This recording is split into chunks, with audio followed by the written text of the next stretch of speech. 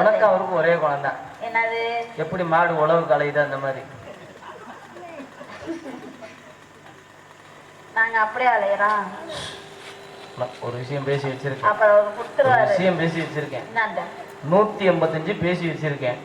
அதுக்கு மேல வாங்குறது உன்னோட பொறுப்பு. 185 நீயே வச்சுக்க. சரி. எங்களை சொல்லிட்டு நீ மாடு மாதிரி இப்படி சலங்கை எல்லாம் கட்டிட்டு முதல்ல அவர் ஒரு விஷயம் சொன்னார். காரணம் கடையில உள்ள ஒரு பொருளை வாங்க போனோம்னா தட்டி பார்ப்பேன், உருட்டி பார்ப்பேங்கிறாரு. சரி. முதல்ல கடைக்காரர் நான் முதல்ல தண்ணி ஆடுதான்னு பார்க்கணும். எதுல? தேங்காய்ல. போய் பார்த்துட்டு வரியா? வேணாம் வேணாம். சரி, சாமியை கூப்பிடுமா? கூப்பிடுங்க. ஹலோ, எக்ஸ்கியூஸ் மீ சாமி.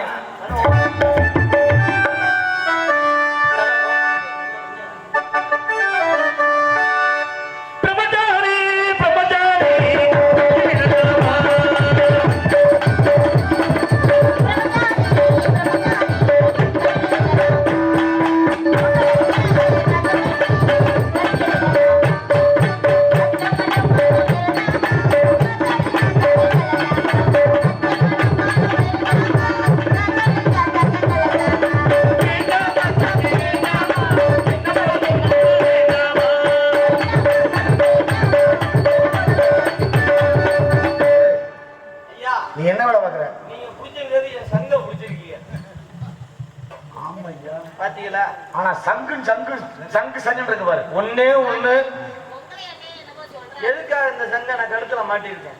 எந்த சங்கியும் பாத்திர கூடாது. நீ அந்த வேலைக்கு ஒத்துவர மாட்டேன். ஏன்னா அதுக்கு பல பேர் சங்க பார்த்துதான் செத்துறாங்க. பாருங்க, என் தம்பி மாதிரிலாம் ஒரு யோக்கியமான பார்க்க முடியுமா உலகத்துல? என்ன சொல்றீங்க? எல்லாருமே திருடங்கதான். போனா உங்க குடும்ப சண்டைக்குள்ள பிள்ளையாரு, நீங்க அங்கிட்டு போய் விளையாடுங்க. பிள்ளையாரியா? அதாங்க அவங்க ஆளுங்க வச்சுக்கீங்க. ஏன்? ஆமா, 52 வச்சிருக்கீங்க. சேர்த்துங்க 53 வச்சுக்கீங்க. 52 கணக்கு வேற. சரியா? இது புலக கணக்கு. புள்ள ஐயா, உனக்கு சேர வேண்டிய புள்ள. ஒரே நேரத்துல 60 புள்ளைய பெத்த திறமசாலி நீங்க. எங்க இதை கூட்டிட்டு போய் ஒரு 75 பெத்த காட்டுங்க பாப்போம். இந்த நேரத்துல அதை கேட்கிறேன். ஏன் சொல்றேன்னா இந்த பிள்ளைங்க தயாரா தான் இருக்கு 75க்கு. சரி, அடுத்து 60 போச்சு. ஏன் தங்கச்சி பள்ளியம்மா, அது என்ன 60 65 அப்படின்னா என்ன 65. இந்த 65க்கு 18 48க்கும் தொடர்பு இருக்கு. வேண்டாம், அது நாளைக்கு பேசிக்குவோம். ஆமா, சரியா? பள்ளி கூட்டிட்டோம், அது நத்தம் ஒயின் ஷாப்ல பேசிக்குவோம். போங்க பள்ளியம்மா, பள்ளியம்மா.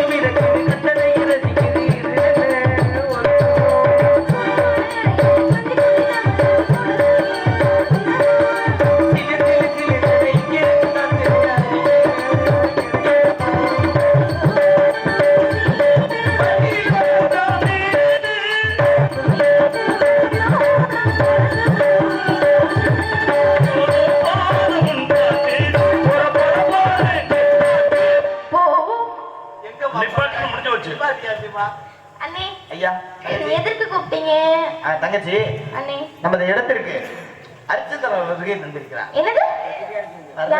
எப்படி வருவாரு? இந்த நாளத்துல வர மாட்டார்ல. இந்த நாளத்துக்கு யார் வந்திருக்காருன்னா நாரதர் வருகை தந்திருக்கிறார். ஆமா, ஆமா, அவரேதான். கொடுத்தேன். ஆசீர்வாதம் எல்லாம் வாங்க வேணாம்டா, பேசாம வந்ததுல இருந்து ஆசீர்வாதம் வாங்கிருக்கேன். ஆசீர்வாதம் அதுல எவ்வளவு தெரியுமா வட்டி போடுறாங்க?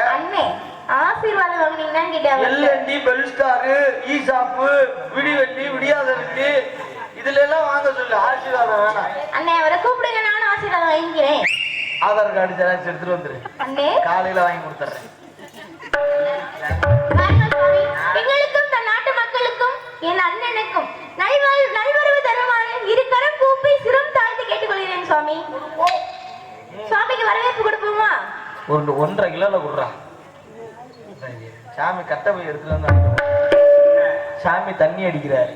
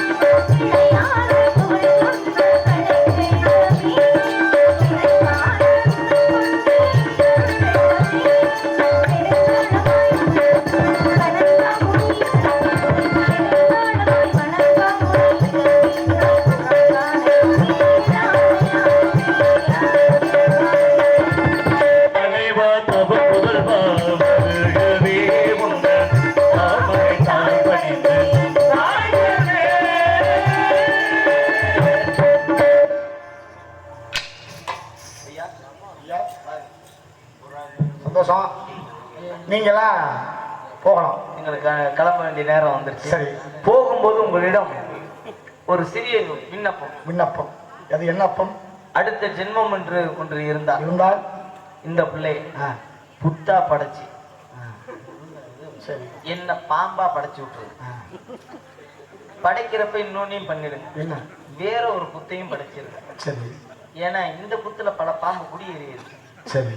நான் வேற புத்த பார்த்து போயேன். என்ன எனக்கு சந்தேகம்னா, புத்து கட்டுறது பாம்பா கரையானா? கரையான் வேணாம். கேட்டதுக்கு பதில் புத்து கட்டுறது கரையான் தான் கட்டும். கரையானால புத்து கட்டுறது. கரையா புத்து கட்டுற அந்த வீட்டுல பாம்புக்கு என்ன வேலை? இந்த கேள்விக்கு தான் பதில் தெரிய மாட்டேங்க. அது யாரு மேல தப்பு? கரையா மேல தப்பா இல்ல கரையா வெளியில போனோம்னா பிரியா கிடக்குன்னு இல்ல. இதுக்கு கதை நிறைய இருக்கு. கரையானுக்கும் பாம்புக்கும் தொடர்பு இருக்கு. இது அடுத்த முறை இந்த பகுதிக்கு நம்ம வந்தோம்னா கண்டிப்பா பேசுவோம். இல்ல ஒருவேளை நீங்க பேசணும் விருப்பப்பட்டா வாங்க உட்காருங்க, பேசுவோம். உட்கார்ந்து பேசணும்னா போயிட்டு வாங்க. அற்புதமான ஒரு வரவேற்பு. தலைவா தவ புதல்வா வருகவே தாமரை தாழ் பணிந்து அண்ணே அது போனேன் காப்பை வேற கையில கட்டியிருக்க அவர் ஒண்ணுல பிரச்சனை அழகான ஒரு வரவேற்பு, அற்புதமான ஒரு வரவேற்பு. வந்தாரை வரவேற்பது தமிழ் பண்பாடு இல்லையா? எதிரியா இந்த வீட்டுக்கு வந்தாலும் வந்தவங்களை வாங்கன்னு கேட்கணும். கண்டிப்பா அதைத்தான் அந்த கிளவி சொல்றா. ஒப்புடன் முகமடர்ந்து உபசரித்து உண்மைவேசி ஒப்பில்லாத உள்ளிட்டாலும். ஏமா உப்பு இல்லைன்னா சாப்பிட முடியுமா? எப்படி சாப்பிட முடியும்? உப்பு குறைவா இருந்தாலும் சாப்பிட முடியாது. ஆமா, உப்பு அதிகமா இருந்தா சாப்பிட முடியாது. கண்டிப்பா சாப்பிட முடியாது. சமமா இருக்கணும். அதனாலதான் நம்மளுடைய பண்பாடு என்னன்னு கேட்டா தலைவாழை இலை போட்டு முதல்ல உப்பு வைக்கணும், உப்பு வைக்கணும், அடுத்து ஊறுகாய வைக்கணும். என்ன வைக்கணும்? ஊறுகாய் ஊறுகாய் வைக்கணும். இந்த ஊறுகாய் தம்பி, இந்த ஊறுகாய் சொன்னோம்ல, ஆமா, முதல்ல உப்பு வைக்கணும். ஆமா, அடுத்து என்ன வைக்கணும்? ஊறுகாய் வைக்கணும். இந்த ஊறுகாய் எப்படி உருவாகுது தெரியுமா? ஊறுகாய் எப்படி உருவாகுது? எலுமிச்சம்பழத்தை நறுக்கி அப்புறம் வந்து உப்பு போட்டு ஊற வச்சிடணும். ஆமா, இதுக்கு ஒரு கல்ல இருக்கு. பிறகு அதுக்கப்புறம் தாளிக்கணும். அந்த பழம் சொல்லுதான் மஞ்சள் மஞ்சள் இருக்கேன், சரி, மணமணன் இருக்கேன், கமகமன் இருக்கேன், என்ன ஒரு பயிலும் நக்கலை மஞ்ச மஞ்சள்னு இருக்கேன், அப்புறம் கமகமன் நல்லா வாடையா இருக்கேன், என்ன ஒரு பயிலும் நக்கலை என்ன நானா நறுக்கி கொஞ்சம் உப்பு சேர்த்து 10 நாள் வெயில வச்சா பேர் மாறுறேன். அப்ப நக்குறாங்க அத்தனை பேரும் நினைச்சான். எப்படி கதை சொல்ல ஒரு பழமை கதை சொல்லுது. அதனாலதான் உப்பு ஊறுகாய் இதெல்லாம் நம்ம வாழ்க்கையில் பயன்படக்கூடிய ஒன்று. அப்படியே கவனத்துக்காக அற்புதமான ஒரு வரவேற்பு கொடுத்த உமக்கு ஒரு சிறிய வாழ்த்து. அந்த வாழ்த்திற்கு பின்னால் வந்த காலம் என்ன என்கின்ற வினவை கொடுக்கின்ற பொழுது கணவன் நினைத்தான் மன நாள் கொடுத்தான்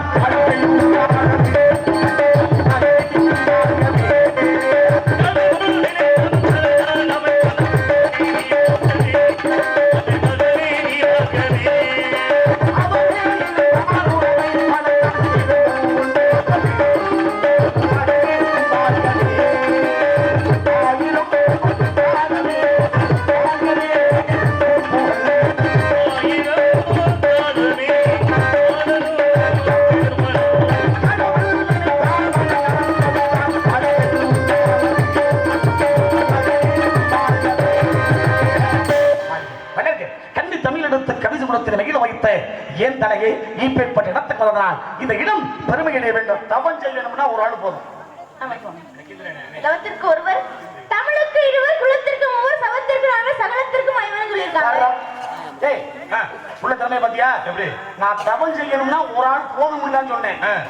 அந்த அம்மா 1க்கு சொல்லி 2க்கு சொல்லி 3க்கு சொல்லி 4க்கு சொல்லி 5க்கும் தான் சொல்லுது. இப்படி ஆளதான் சந்திக்கணும்னு நினைச்சுக்கிட்டே இருந்தேன்.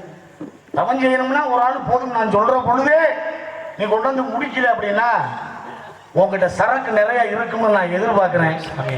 அந்த சாமி நீங்க ஏதாச்சும் வழி பண்ணுங்களா ப்ளீஸ். என்னடா கேட்டீங்க?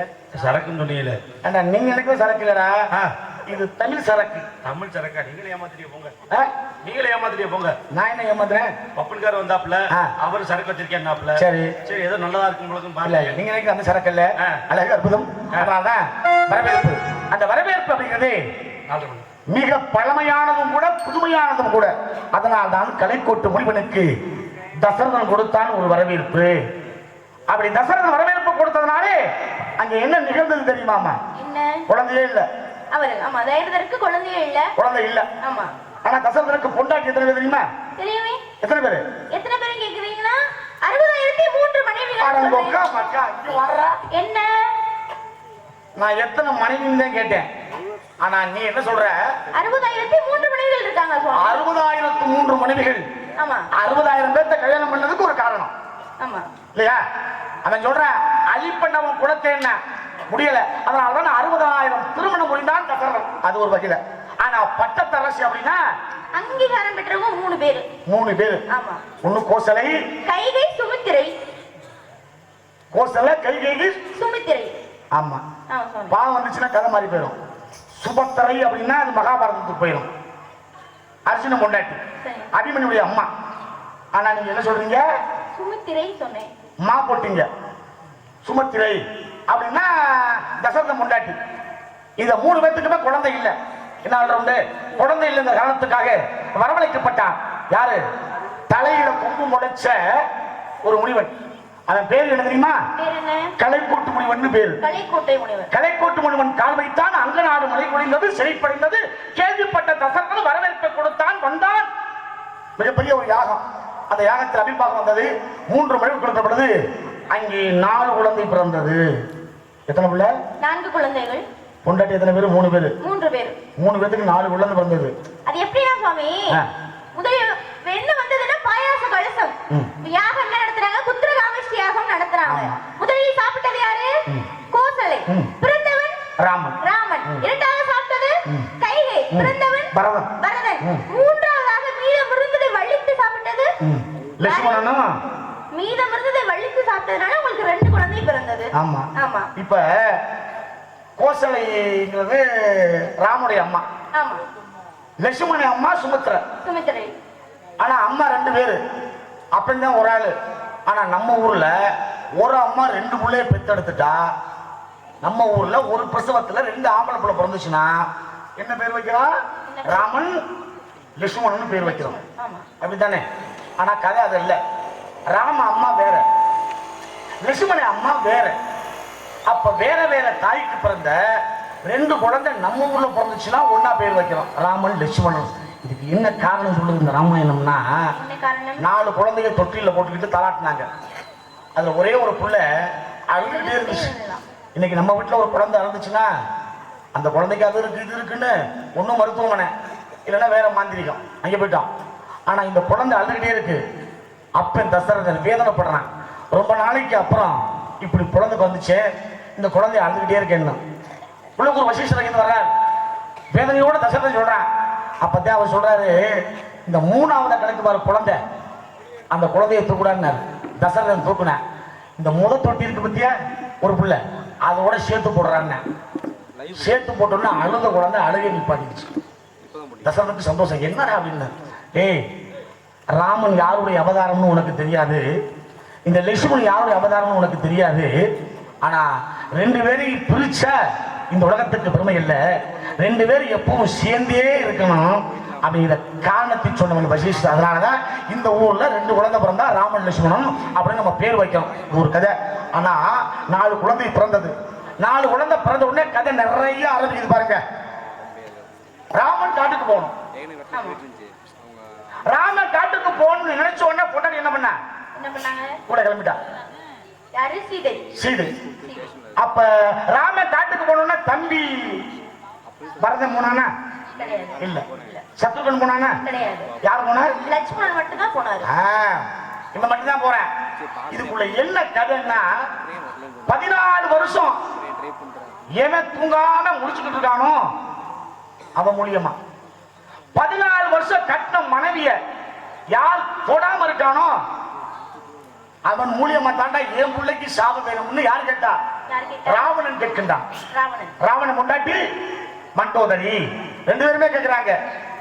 என் வயிற்றுல ஒரு குழந்தை பிறந்துச்சுன்னா அந்த குழந்தைக்கு அழிவு வரக்கூடாதுன்னு. யாரு பிறந்தாலும் ஜாகிரதாண்டா இருக்க, இதானே நியாயம். நீ மட்டும் என்ன வரப்படி கேட்கிற அப்படின்னு. அங்கேயே ஒரு நிபந்தனை, 14 வருஷம் கட்டின பொண்டாட்டி தொடாம இருக்கணும். இருக்க முடியுமா? இருந்தா 14 வருஷம் தூங்காமே முடிச்சுக்கிட்டே இருந்தேன். யாரு? லட்சுமணன். அதனால்தான் ராவணனுக்கு மண்டோதரிக்கு பிறந்த பிள்ளை யார் தெரியுமா? அவன் தான் இந்திரஜித். அப்பேற்பட்ட இந்திரஜித்தை அழிச்சது யார் கேட்டா லட்சுமணன். அப்ப அந்த கதைகளையும் ஒரு கதை இருக்கு பத்தியல. இப்படி எல்லாம் இந்த வரவேற்புக்குள்ளே நீங்க சொல்றீங்க பிறப்பு ஒண்ணு இறப்பு ஒண்ணு இருக்குங்கிறீங்கல்ல, இருக்கு. ஆனா இருந்தவனே உயிர் எழுப்பினாங்க. அது எங்க தெரியுமா? கம்பர் வந்து என்ன பண்ணாரு? பொன் பொருளுக்காக கவி பாடுறவர் அவர். ஆனா ஒரு இறந்த குழந்தையை வந்து உயிர் எழுப்பினாங்க. அது எங்கன்னா, இப்ப வந்து கம்ப ராமாயணத்தை எழுதியவர் யாரு? கம்பர் எழுதுறாங்க. 2 பேர்கிட்ட என்ன சொல்றாங்க? தமிழாக்கம் பண்ண சொல்லி கொடுக்கறாங்க. கம்பர்ட்டையும் கொடுக்கறாங்க. குலத்துங்க சோழன் சொல்றாரு. 12ஆம் நூற்றாண்டில் நடந்த கதை என்ன சொன்னார்? சொல்லுங்க. எழுத சொன்னாரு. அப்ப மன்னர் கூப்பிட்டு கேக்குறாங்க, இதுவரை தமிழாக்கம் செய்திருக்கீங்க. அப்ப ஒட்டக்குத்தர் என்ன சொல்றாரு? கடலை கண்டேங்கிறாரு. அது கம்பர் என்ன சொல்றாரு? அதையும் தாண்டி சேது பத்திர படலம் கண்டேன்னு சொல்றாங்க. ஆனா கம்பர் எழுதல. அது போய் சொல்ற விஷயம் யாருக்கு தெரியும்? ஒட்டக்குத்தருக்கு தெரியும். அப்ப சொல்றாரு ஒட்டக்குத்தர், எங்க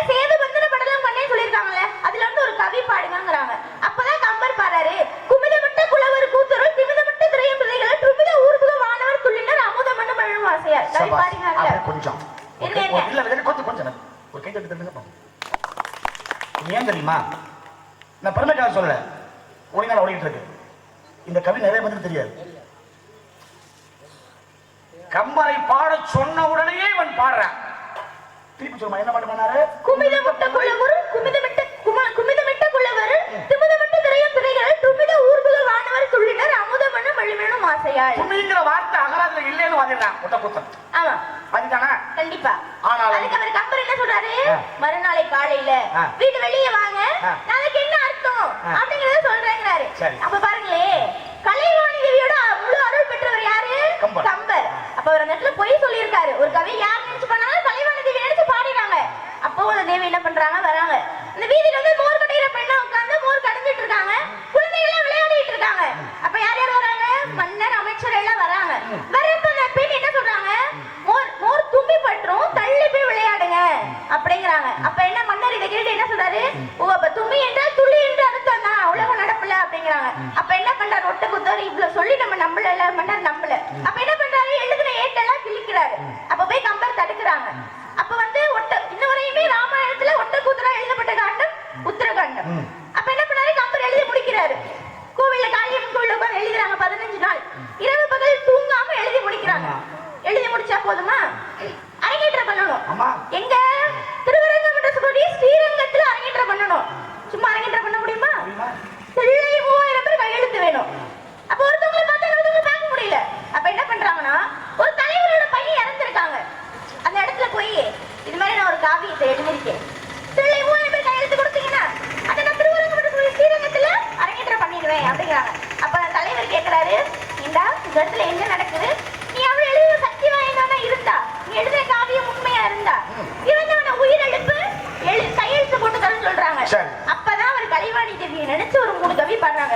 முதல் கவி என்ன பாடுறாங்க தெரியுமா? ஆலியான் பள்ளியடி அவன் இணைந்த வாலி வரை மணித்தம்பி ஊழியான் பூனே புறம் எடுத்த பொறிச்சில பூட்டுகிற நானே அகல நடந்து பாடுனேன். பண்ணாரா? கொஞ்சம் விஷயம் இறங்குது, தலையில இருந்து நெஞ்சுக்கு இறங்குது. இரண்டாவதாக மங்கையர் பார்வன் மாறிவில் அணியாரமே புகுகடல் கடைந்த பொற்கேரி திங்களையும் தீரியதன் மேலரும் தெய்வத்திருநானே ஏறிய பாம்பு இறங்கு அப்படிங்கிறாங்க. கொஞ்சம் விஷயம் இறங்குது. கடைசியாக என்ன கவி பண்ணாங்க? பாறை சுமந்தப்பட்டவரே தங்கை கண் வீரன் கிடந்திருக்கும் வெள்ளலையே ஈரமுதல் செஞ்சுடையான் பூணுதுரு ஆவரமே நஞ்சுடையாய் கூறனட முழுமையா விசுவல் இறங்குது. இறந்தவன உயிரிழப்பினார்ல. இந்த 3 கவி நிறைய பொம்பளைகளுக்கு தெரியாது. கதை பேசுவது முக்கியம் இல்லை. அதைத்தான் நம்ம சொல்றான். கம்மன் விட்டு கட்டி தரையும் கவி பாடுங்கிறான். எப்படி கவி பாடும்? கம்மன் விட்டு கட்டுத்தரையும் கவி பாடும். நானே எப்படி பாடும்? பட்டமதி போல் இருக்கு மண்ணி கொடிதாவும் கொட்டு வாழ்கைகள் கூத்தாடும் சுட்டால் அரகரா என்னமே அம்பள சோமாசி இன்று போய் நாளை வா அப்படின்னு பாருங்க.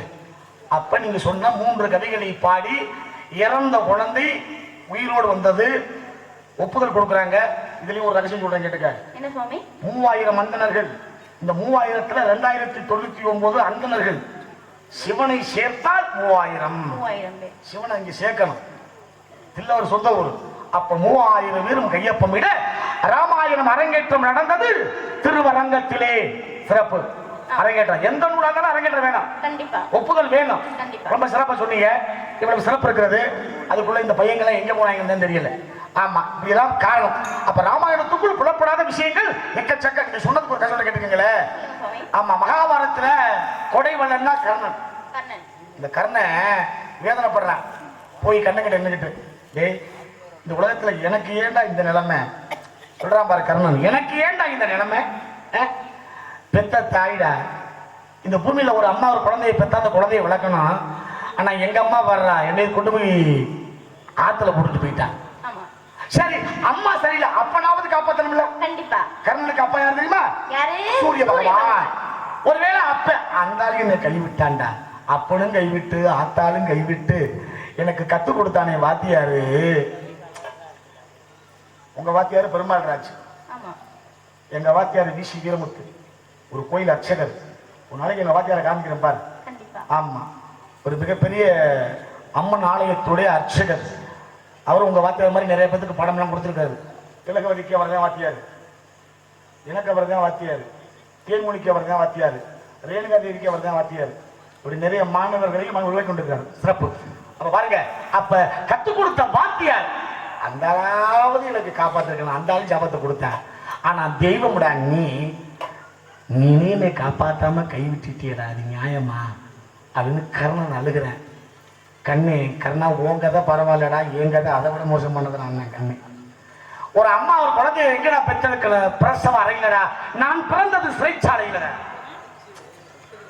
ஒருவேளை எங்க அம்மா என்ன பெத்து சிறைச்சாலையிலே போட்டாலும் எங்க அம்மா எனக்கு பால் ஊட்டலடா, என்ன தூக்கி கொண்டு வேற அம்மா கிட்ட போட்டுடா, யசோதைங்கிற தாய்கிட்ட கொண்டு போட்டுட்டு போயிட்டாங்கடா. என்ன கொல்றதுக்கு ஒருத்தி வரலாடா விஷப்பால் கொடுக்க, அந்த விஷப்பாலையும் முடிச்சு அவளையும் நான் அழிச்சனே. உன் கதையை விட என் கதை ரொம்ப மோசமா இருக்கேடா, நான் யாருக்கடா போய் சொல்லுவேன் அப்படின்னு தெய்வமான கண்ணனே வேதனைப்படுகிறான். பாருங்க, அப்ப ஒரு விஷயத்துக்குள்ள ஒரு விஷயம் இருக்கத்தானே செய்யுது. இவ்வளவு சிறப்பு, இவ்வளவு அற்புதம் இல்லையா? ஏன்னா நான் இன்னைக்கு தான் இந்த பொம்பளை சந்திக்கிறேன், இந்த முதல் மேடை, சரியா? ஆமா, ஏன்னா என்னுடைய அனுபவம் கிட்டத்தட்ட 30 வருஷம் ஆச்சு. இந்த தொழில் வந்து 30 வருஷம் ஆச்சு. நான் எவ்வளவு தெரியும் உங்களுக்கு, நான் எல்லாத்தையும் சந்திச்சு முடிச்சுட்டேன். ஆனா இந்த மேடையில இப்படி அற்புதமான ரசிகர்கள் மத்தியில உன்னை நான் சந்திச்சிருக்கேன். உன் தொழில் இன்னும் மென்மேலும் வளர ஆண்டவன் அருள் புரிவான். இவர்களுடைய நிறையான ஆசீர்வாதம் உங்களுக்கு இன்னைக்கு இருக்கும். சந்திக்கணும். பணிவு, இந்த பணிவுன்னு ஒன்று இருந்துச்சுன்னா பதவி தானா வந்துகிட்டே இருக்கும். சரியா? நான் சண்டை போடாத வழியெல்லாம் எல்லாம் சண்டையெல்லாம் போட்டு அசந்து ஓஞ்சி முடிச்சுட்டேன். இனிமேல் நமக்கு எதுக்கு சண்டை, மக்களுக்கு நல்ல விஷயம் சொல்லணும், அவ்வளவுதான். அந்த நிலைக்கு எடுத்துட்டோம். இருந்தாலும் கூட இவ்வளவு சிறப்பு, இவ்வளவு அற்புதம், உன்னுடைய இந்த தொழில், உன்னுடைய இந்த அரிதார வேஷம் ரொம்ப சிறப்பாக இருக்கணும் என்பதிலே என்னுடைய ஆசீர்வாதத்தை மக்கள் தெரிவித்து ஒரு சில விஷயத்தை இடத்துல கேட்கணும் அப்படிங்கிற ஒரு காரணம். ஏய், ஏடா வீடு வாங்குற அப்படிங்கிற காரணம், உலகத்துல ஒவ்வொன்றுக்கு ஒரு காரணம், ஒண்ணுக்கு ஒரு சிறப்பு இருக்கத்தான் செய்யுது. இருந்தாலும் கூட இந்த இடத்துல ஒரு சில விஷயத்தை இடத்துல கேட்க வேண்டும். ஏன்னா கேள்விகள் கேட்பதெல்லாம் நல்ல பகுத்தறிவு வர வேண்டாம். வாழ்க்கையில கேள்வி இருக்கணும். கேள்வி இல்லைன்னு வச்சுருங்க, எதையுமே சாதிக்க முடியாது. என்னெல்லாம் நிறைய பேர் கேள்வி கேட்டாங்க. மறைந்த ஒரு 2 நினைவுபடுத்துறேன். நான் இந்த அளவுக்கு நான் படிச்சேன்னா இதுக்கு யார் காரணம் தெரியுமா? மறைந்த மாமேதை 2 ஜாம்பவான்கள். ஒன்னு துவரங்குறிச்சி ஸ்ரீதேவன், அவர் மாதிரி ஒரு ஆளை நீங்க உலகத்துல பார்க்க முடியாது ராஜபாட்டில். அடுத்து வள்ளி, காரைக்குடி சோபனா தேவி. மேடைக்கு மேலே இந்த கேள்வி வைப்பாங்க. நான் வந்த புதுசுல அதெல்லாம் கண்டுபிடிச்சு போய் படிச்சு அடுத்த நாள் அவங்ககிட்ட பேசி